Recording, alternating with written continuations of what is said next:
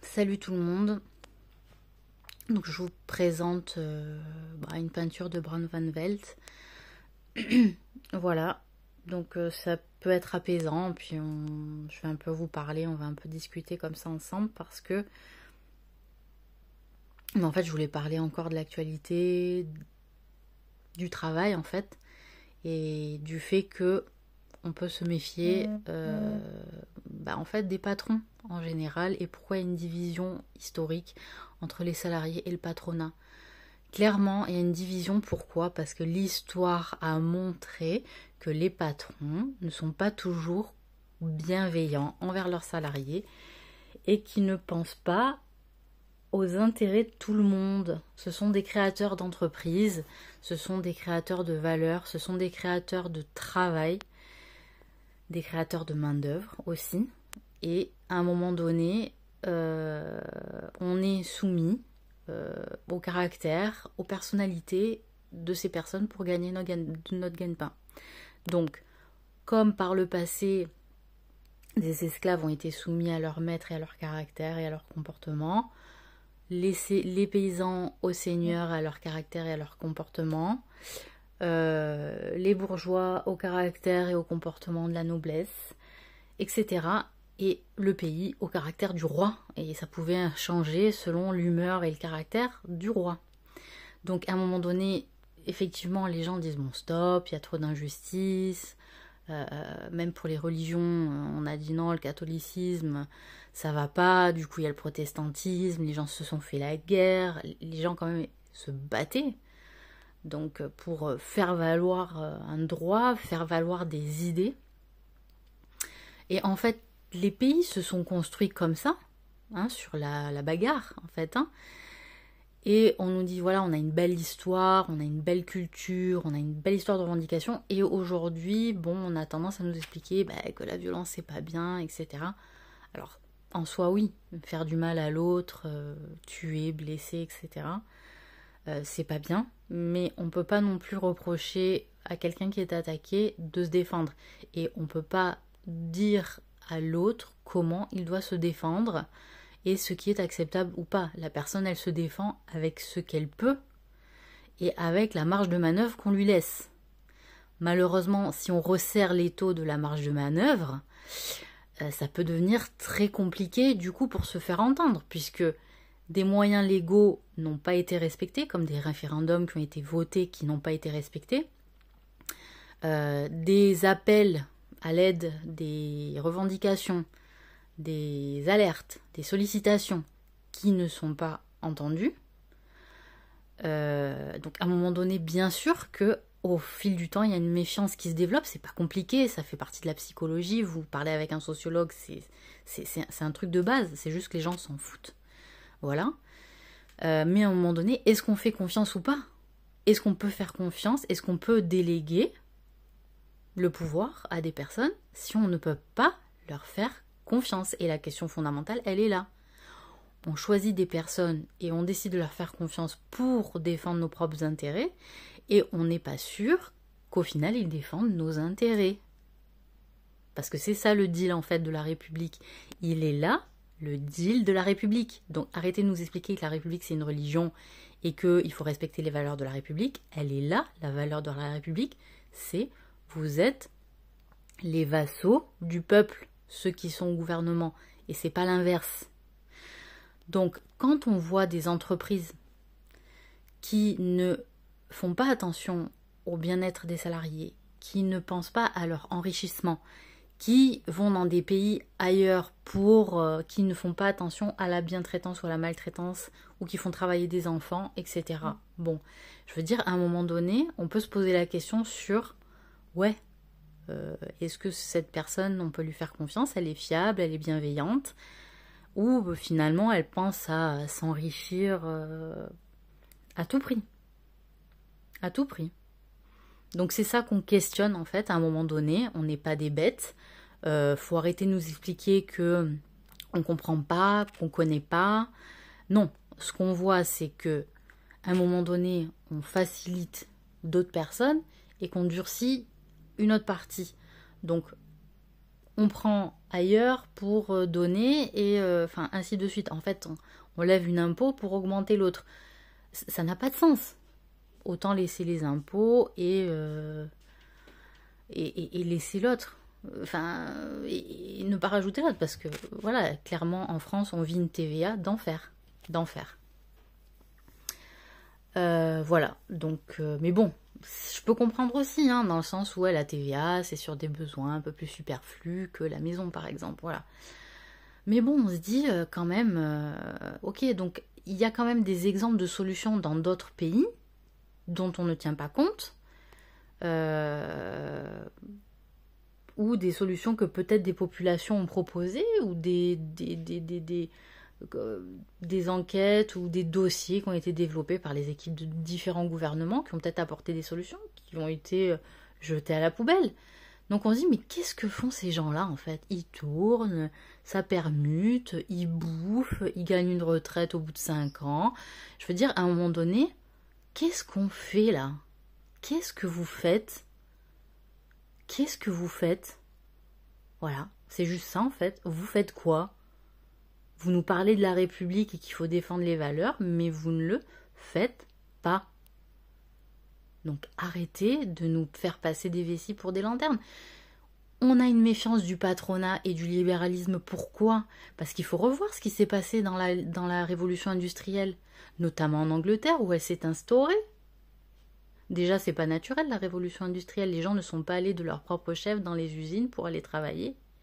On leur a fermé les terres communales, là où ils pouvaient planter communément et se nourrir, les paysans, les villageois. On leur a interdit l'accès. Pour certaines régions d'Angleterre, on les a fait sortir de leur maison, on les a brûlés. Et on les a poussés à aller en ville, dans les usines, pour gagner leur pain. Voilà comment ça s'est passé en réalité. Donc à un moment donné, il faut arrêter ce truc-là. Il faut arrêter de se dire ouais, les patrons, ils nous veulent du bien. Non. Il y en a beaucoup qui n'ont pas fait ça. Par exemple, ils ont poussé les gens à aller dans les usines. Qu'est-ce qu'ils faisaient les patrons? Ils les faisaient travailler 17 heures par jour. Ils rythmaient leur journée avec des sonneries. Ils changeaient l'heure de l'horloge. Ils gagnaient des minutes. Des fois, ils les faisaient vivre même complètement dans l'usine. Pratiquement, ils ne pouvaient pas en sortir. Donc, c'est des gens qui décident pour d'autres gens de la manière dont il faut que les choses soient faites. Donc, je suis d'accord sur un principe, c'est que quand on gouverne un pays, on ne peut pas mettre tout le monde d'accord, c'est impossible. Prenez une famille de 5 personnes, vous ne mettrez pas d'accord les 5 personnes. Presque. Si vous prenez 10 personnes d'une entreprise, bon, voilà, vous pouvez arriver à mettre 10 personnes, d'accord, mais c'est pas sûr, quoi. Donc gouverner un pays de 66 millions de personnes, à un moment donné, c'est très compliqué et il y aura toujours des mécontents. Mais à un moment donné, je pense que les gouvernements ont arrêté de faire confiance à l'avis général parce qu'il fallait faire passer en premier des avis particuliers. Voilà. Sauf que nous, on est sur le terrain et on vit, en fait. On subit le truc. Et il y a des gens, c'est comme le mariage de Figaro. À un moment donné, je sais pas si c'est encore étudié, mais la question où Figaro, il dit dans son... Comment on appelle ça? Oh là là. Bon, je sais plus le mot, voilà, j'ai oublié. Mais il parle de la question du bien né, mal né. Il y a des gens, parce qu'ils sont bien nés dans des bonnes familles, ils croient que c'est grâce à eux, quoi. Mais non, c'est pas vous qui avez décidé de naître dans une bonne famille. Donc, à un moment donné, respectez les gens qui n'ont pas eu autant de chance que vous. Voilà. Donc ça, c'est grave, déjà. Et ensuite de ça, je pense que quand on parle d'éducation, quand je vois des gens qui sont soi-disant éduqués et qui n'ont pas de valeur morale et qui n'ont pas de valeur de respect, le respect, ce n'est pas seulement en fonction de personnes dont on définit qu'elles méritent le respect. Il y a des personnes, il faut les respecter, voilà, selon selon le statut qu'on a, la profession qu'on a, à un moment donné, c'est notre devoir, point. Voilà, donc oui, quand on voit comment ça s'est passé la révolution industrielle, que les gens, les machines, elles allaient trop vite, qu'on a fait bosser les enfants pendant je sais pas combien de temps, que les gens se coupaient la main, le pied, voilà, ben rentre chez toi, on n'a plus besoin de toi. À un moment donné, les gens, bien sûr, qui se disent, ouais, on est des poubelles, quoi, pour les gens. On est des poubelles. Donc oui, c'est inquiétant, parce que quand on entend parler des gens qui sont au pouvoir, qui disent qu'on n'est que des bras, oui, ça fait flipper. Donc on se dit, ouais, c'est légitime c'est légitime de pas faire confiance. À un moment donné, il faut quand même le reconnaître. Voilà, et ça, je pense qu'il y a des personnes qui sont pas claires, qui jouent un double jeu, parce que vous êtes obligé de jouer un double jeu au gouvernement, je pense, à un certain niveau. Je pense qu'il y a beaucoup de corruption aussi, je pense qu'on n'est pas dupes. Il y a beaucoup d'enjeux. Il y a beaucoup de menaces aussi, je pense. Voilà, des menaces. Si tu fais pas ça, on va tuer ta famille, nanani, nanana. Donc voilà. Donc on ne sait pas trop comment faire. Et puis au milieu, il y a les banques qui tirent leur épingle du jeu et qui font des dettes à partir de rien. Et ça, c'est excellent. Voilà, parce que tout le monde le sait en fait, qu'elles inventent du papier. Et puis voilà. Donc on crée des dettes à partir de Walou. Voilà. Donc ça aussi, les gens, je pense qu'on est pas mal patients. On se dit, bon, ok, les banquiers, nanani, nanana. Mais je veux dire, à un moment donné, ça suffit, quoi. Ça serait quand même pas mal qu'on arrête de faire des prêts avec intérêt. Voilà, vous prêtez de l'argent, on rend la somme, point barre. Il n'y a pas la question du service, de la part de risque, etc. Non. Non. Voilà. Et un exemple tout bête, pour trouver un logement, d'accord, pour les locataires, c'est la croix et la bannière. Il faut sortir 3 mois de CDI, il faut que les 2 aient de CDI. On ne peut plus se loger. Concrètement, on ne peut plus se loger. Les loyers flambent. Les Parisiens, ils vont de partout. Ils nous... Franchement, les Parisiens, voilà quoi. Vous venez dans les régions, vous vous installez, vous faites grimper les prix et vous êtes content. Voilà, et vous êtes content. Voilà, Donc non, moi je suis pas d'accord. Je suis pas d'accord, quoi. Et donc nous, il faut qu'on aille dans le nord, qu'on quitte notre soleil et tout, pour gagner un peu mieux, quoi. Mais qu'est-ce que c'est que cette histoire, quoi? Non, voilà.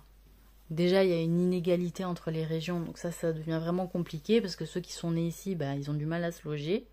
C'est pas normal. Pourquoi on vit pour les Parisiens, quoi? Qu'est-ce que c'est que cette histoire? Bref. Mais par exemple, un exemple tout con. Voilà une solution, monsieur du gouvernement. Une solution pour le loyer. Première fois où on loue un appartement, on a un carnet de bons payeurs. Voilà. Et à chaque fois qu'on loue, à la fin de notre bail, l'agence par qui on a loué, le propriétaire par qui on a loué nous met un commentaire, un tampon, j'en sais rien quoi, dit voilà, à payer tous ses loyers. À payer tous ses loyers. Personne de confiance. Voilà. Parce que je suis désolée, les mecs, ils vous amènent des fiches de paye, ils vous amènent des tatatis, des tatatas. Pourquoi faire? Finalement, ils ont le dossier qu'il faut. Le propriétaire, il est blousé. Il fait quoi? Il va pas payer. Et je vais vous dire, c'est pas les pauvres qui payent pas, toujours. Des fois, c'est les avocats qui payent pas leur loyer. Ou je sais pas qui, ou des médecins, ou je sais pas quoi. Des restos qui ont des dettes de copropriété, quoi. Dettes d'appel de fonds. Donc je veux dire, à un moment donné, voilà, je pense qu'il faut arrêter de se gargariser en disant ouais, j'ai du pognon, je suis un mec sérieux. Mais non, non, pas du tout. C'est pas ton pognon qui fait que tu peux être fiable, en fait, du tout. Voilà. C'est le comportement et les preuves, en fait, de tes actes. Voilà. Donc, je veux dire, à un moment donné, je sais pas, je pense que si on se met 40 régions à réfléchir à des solutions pour des problèmes que le gouvernement rencontre, je suis sûre qu'on peut arriver à trouver plein de solutions. Voilà. Et les gens ne demanderont même pas de salaire pour ça, ils le feront bénévolement. Alors, votez pour des mecs qui, en 5 ans, feront que gueuler à la télé, ne se déplacent pas pour les votes, font des commentaires à tire-larigot sur les télés qui sont invités pour parloter. À un moment donné, nous, on veut juste des solutions, en fait. Voilà, parce qu'on sait travailler, on fait partie d'entreprises, d'accord. Je veux dire, même qu'on enlève l'intéressement des entreprises aux salariés, c'est dégueulasse. Parce que même une vendeuse qui est dans une boutique à vendre des fringues, on dit ouais, mais elle est que vendeuse. Mais la meuf, elle sert le produit, c'est elle qui va te le vendre ton produit auprès du client. Voilà. C'est elle qui va créer le contact. C'est elle qui va faire que les gens ils vont se sentir bien dans ton magasin. C'est elle qui vont avoir une parole agréable ou qui va soutenir une personne ou qui va rassurer une personne qui est mal à l'aise en fait. Et tout ça on dirait que ça compte pas quoi. Le contact humain, le contact humain. Pourquoi il y avait des gens avant? Les gens, c'était important le contact humain. Les gens ils ont oublié, voilà. Le contact humain ils ont oublié. Donc je suis désolée, un mec qui est dans l'usine, le mec, il te fait ton produit, quoi, que tu vas vendre, en fait. Pourquoi c'est sous-estimé? Il faut pas... C'est comme on l'a vu, les caissières, les mecs dans les magasins. Pourquoi on sous-estime les métiers, en fait? Il ne devrait pas y avoir de métiers sous-estimés, parce qu'en réalité, tout le monde est utile à tout le monde. Tout le monde est utile à tout le monde. Le mec du gouvernement qui a besoin de quelque chose, il a besoin d'un autre mec pour avoir ce quelque chose en fait. Voilà. Donc on respecte pareil ce même mec. Parce qu'en fait il a besoin du truc quoi. Le mec qui a du pognon il va appeler un Uber Eats, d'accord? S'il n'y a pas un mec qui vient lui livrer son Uber Eats, il fait quoi? Il n'a pas son Uber Eats. Il va se faire des pâtes. Donc ne vois pas le mec d'Uber Eats qui gagne 3 francs 6 sous comme un mec qui n'est pas utile. Voilà, c'est tout. Alors oui, il y a des choses qui sont peut-être plus utiles dans le monde, dans l'absolu, mais quand je vois que les professeurs, c'est la galère pour eux, presque, les hôpitaux, je suis désolée, et je vais bientôt terminer parce qu'une vidéo de 20 minutes, je pense que ça suffit, mais quand on voit les hôpitaux en France, ça fait peur. Moi qui suis allée en Afrique, je me dis finalement, il n'y a pas tant que ça de différence, quoi. On voit plus la différence dans les cliniques privées, finalement. Donc, je me dis, à quoi on reconnaît la grandeur d'un pays? C'est ça qu'il faut définir comme valeur. Parce que le problème, c'est que si on est gouverné par des gens qui n'ont pas les mêmes valeurs que nous, bah, ça veut dire qu'on fait croire qu'on a les mêmes valeurs, mais on ne les a pas les mêmes. Et c'est pour ça qu'on ne peut pas faire confiance. Si tu vis avec une personne qui n'a pas la même valeur que toi, ça va poser problème. Si tu travailles dans une entreprise qui n'a pas les mêmes valeurs que toi, ça va poser problème. Voilà, donc on fait comment? Donc on a défini les valeurs égalité, fraternité, solidarité, mais oui, il y a un système, effectivement, avec l'État-providence, etc. Naninana, oui. Mais là, du coup, moi, ce que je me rends compte, c'est que ou on te pousse à pas bosser, donc dans une extrême, ou bah, après, t'es très riche et du coup, t'as plus d'impôts, quoi. Voilà. Mais après, ceux qui sont au milieu, c'est le rouleau compresseur, quoi. Et je me dis, mais quand même. Voilà, il faut penser peut-être un peu à ces personnes-là qui forment le pays, parce qu'en fait, les gens, il y a plus d'égal en France pour subvenir aux besoins des métiers, en fait. Pourquoi il n'y a plus de bras? Parce que les gens, ils en ont marre d'être pris pour rien, en fait. Du coup, voilà, les gens, ils sont là, des étrangers. Bah ouais, mais ceux qui veulent faire le sale boulot, c'est les étrangers, parce qu'ils ont faim, en fait. Voilà, et toi, t'as plus faim, en fait, t'es dégoûté, t'as des principes, nanani, nanana, voilà. C'est ça, la réalité. Qu'est-ce que je disais que je me suis coupée? Oui, c'est juste qu'à un moment donné, il faut regarder les valeurs qu'on défend, regarder si les gens qui portent notre intérêt ont réellement les mêmes valeurs que nous ou pas, et je sais même pas comment ils peuvent le prouver, parce que s'il faut les croire sur parole, ben, c'est un peu ça le problème, c'est qu'on doit vous croire sur parole, et que, ben, voilà, on a juste besoin de savoir à qui on peut faire confiance et comment on peut travailler de manière intelligente. Tout simplement.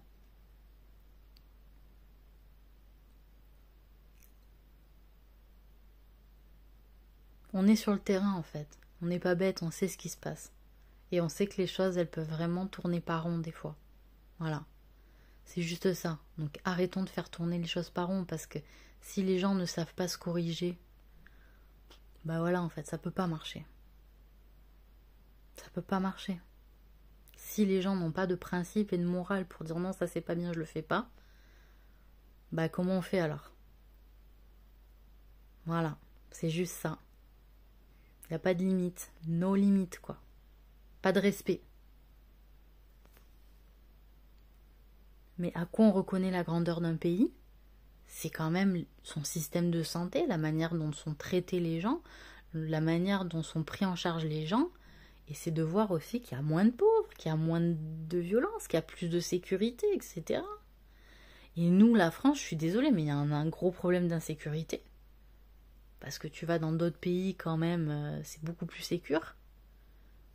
Et pourtant des pays en face de la Méditerranée. Hein. Voilà, au Maghreb c'est plus sécure. Hein. Je vous le dis. Voilà. Et ici c'est n'importe quoi. C'est n'importe quoi, il n'y a plus aucun respect en fait. C'est pour ça que les gens ils flippent. Bien sûr qu'il y a des gens qui deviennent fachos et racistes. Ils se disent mais c'est quoi? Voilà. Sauf que bon, c'est pas.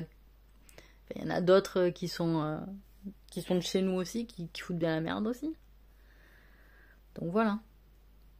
Mais les hôpitaux, ça va pas. Il n'y a pas de bien-être au boulot, etc. Les gens, ils en ont marre, en fait. Moi, je discute avec des gens qui ont travaillé dans les années 70, 80. Ils me disent, mais le boulot, c'était autre chose. C'était autre chose. Il y avait une autre ambiance. Je sais pas, il y avait de la bonne humeur, en fait. Et petit à petit, dans les années 90, 2000, là, ça commençait à changer. Il commençait à avoir des suicides, etc. Ça a changé, en fait, le management. Alors qu'avant, les gens, c'était dur, voilà, ils bossaient 40 heures par semaine et tout, mais c'était pas pareil. Il y avait plus de solidarité, il y avait plus... voilà, il y avait... Bon, après, il y en a toujours qui ont souffert au travail, hein, ça a toujours existé, la souffrance au travail. Mais il y a des choses de management, là, on a vécu vraiment une mauvaise période, peut-être ça se rétablit un peu, parce que bon, on voit beaucoup d'entreprises qui font des trucs, des machins, le monde aussi a changé depuis, hein. Mais bon, voilà, c'est particulier. Et je pose la question de comment on peut se faire confiance. Parce que se croire sur parole, ça marche pas. Ce qui compte et ce qui prouve les choses, c'est les actes. Après, je reconnais qu'il y a eu des choses qui ont été faites dans le gouvernement qui sont plutôt bien. Voilà, il y a des choses comme les lunettes pour tous, le dentiste, bon, la taxe d'habitation, ça c'est vrai que c'est pas mal. Donc je reconnais, il y a des choses qui ont été faites qui étaient bien. Pour les micro-entreprises aussi, en repoussant le plafond, il me semble. Voilà. Donc oui, il y a des choses qui ont été bien, il y a des choses qui ont été pensées, il y a des choses qui ont été travaillées. Pour au niveau de l'école, il faut voir ce que ça donne. Les gens quand même ont l'impression que les gens sont plus bêtes qu'avant. Et puis voilà. Après, les gens s'inquiètent aussi de savoir pourquoi on a besoin de faire penser des choses d'une certaine façon aux enfants. C'est pas le rôle de l'école en fait. C'est pas le rôle de l'école de parler de certaines choses. Voilà, parce que en fait, ça n'empêche rien. Ça alimente plus la colère, la haine, les revendications, etc. Forcer les enfants à entendre ou à participer à certaines choses, en fait, ça met en colère les parents et vous ne devriez pas vous mêler de tout ça, en fait. C'est pas votre rôle.